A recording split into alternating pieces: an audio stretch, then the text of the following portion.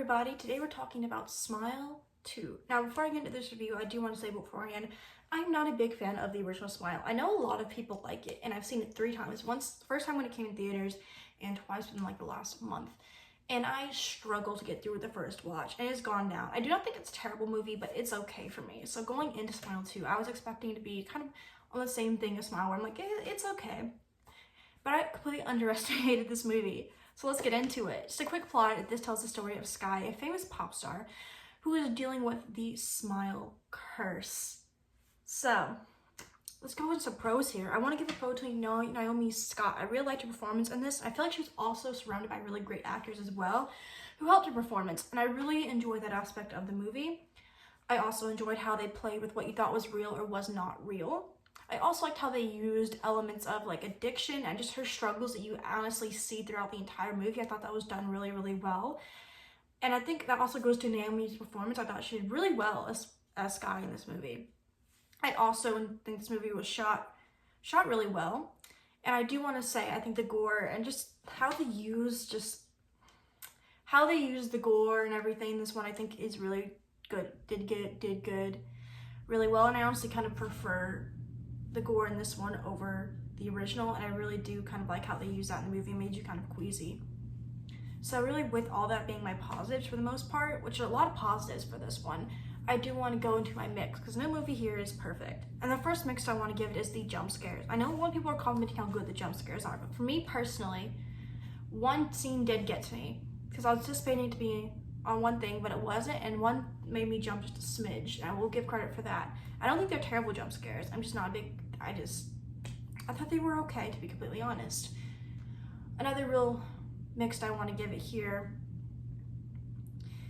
is honestly kind of the ending. I enjoyed the ending. However, how we got to the ending is more or less what I'm saying. I don't understand completely how they got to the ending. I think that could have been done better.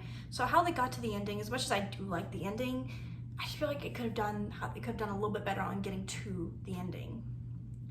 But now going to my negatives, and the first negative I really want to give it is, for me in the last few minutes, like maybe 20 minutes, it felt like it dragged on for me. It dragged a little bit too much for me. I kind of got a little bored during it. And I just felt like it dragged on a while. And for like, it was like 2 hours. And I got engaged towards like the end, but it just felt like lagging a little bit for me. I also feel just kind of how they use the what is real and what isn't real done really well. However, there are some points to where it doesn't actually tell you what is real, and that's more or less, I'm still confused about what was honestly real and what was not real, and that is a negative for me. And I like when movies can do that. However, with this one not being a fan of the original, I don't really like how you just don't know what was real and wasn't real. There's a scene where you think something's real, but I knew it wasn't real, and I was like, okay, I get what they were going for, but there's just some things that were kind of confusing, as was one character even real at all? So that was more or less, some of it is confusing, and just, I wish they clarified a little bit more on what was real and what was not real. Now going into my spoiler section of this video, kind of go off one of my negatives, the best friend was not real in this, and I was honestly shocked by that, and I was really surprised, and I really liked that they did that, how you really played with it really well for that aspect, and they revealed she wasn't real. However, there was a character that helped her who said his brother was affected.